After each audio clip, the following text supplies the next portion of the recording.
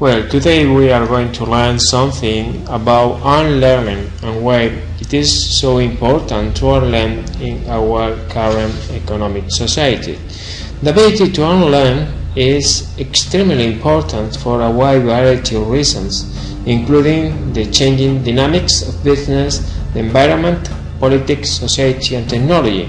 Nowadays we are susceptible to change, and it cannot be stressed how it is important to unlearn in order to adapt and change.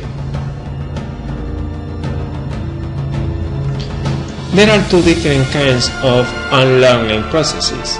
While accidental unlearning results from the loss of knowledge as a result of employees turnover or breakdowns in computers, intentional unlearning is an intentional process that explicitly addresses the discrepancy between the current reality and the existing body of knowledge. In this presentation, I will focus in which we have entitled as intentional unlearning. In this presentation, we are going to talk about two interesting topics. The first one is why is unlearning important, and the second one is how you can unlearn. If we analyze works about intellectual capital, knowledge management, or organizational learning, there are many authors who assert that knowledge is a key successful factor, that people must learn and create knowledge. However, over time, knowledge can become outdated and old-fashioned, especially because some routines can become outdated and because people can leave the organization and you need to update organizational routines. We should bear in mind that people are able to create knowledge because they maintain close relationship with friends, because they have access to the organizational memory, and because they receive information which is provided through media. However, all these sources of information can manipulate the truth.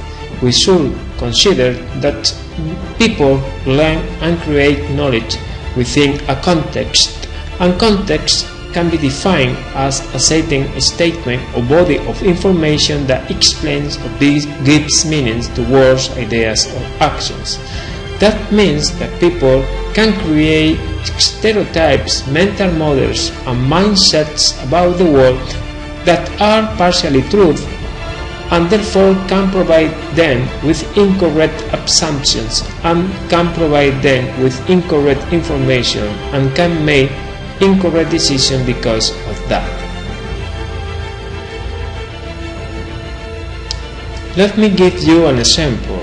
I remember when I was working in the Corte Inglés.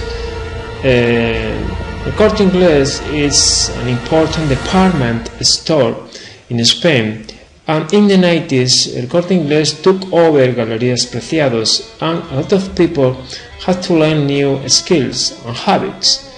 I remember a particular group of people who used to sell shoes and had to learn to sell glasses.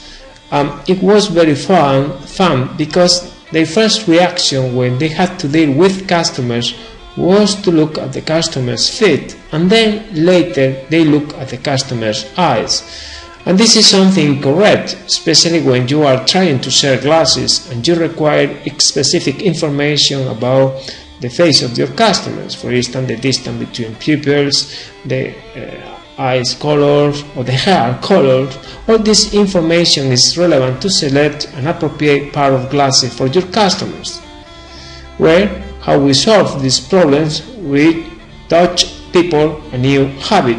We teach them to put their thumb under their chin, and in this way they were forced to maintain the head in the right position when they had to face with customers.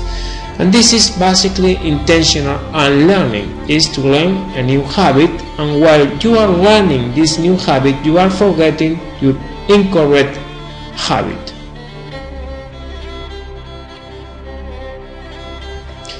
Hedberg defines unlearning as the process in which obsolete and misleading knowledge is rejected, and therefore this process is especially important when organization has to face problems, when a new problem is discovered, when organization has to push change adjustments, or when organization have to incorporate new measures of control. Under this framework, people have to change and adapt new routines and new processes and knowledge structures. Like organizational learning, unlearning relates to individual capacity to reflect on their performance to promote improvement actions.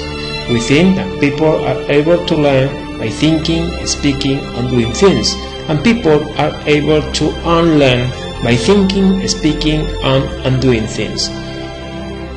Both processes are associated through a relearning process. In fact, people can relearn by thinking, speaking, and redoing things. Thank you for your attention, thanks for your patience, and I do hope you have enjoyed with this little presentation about unlearning.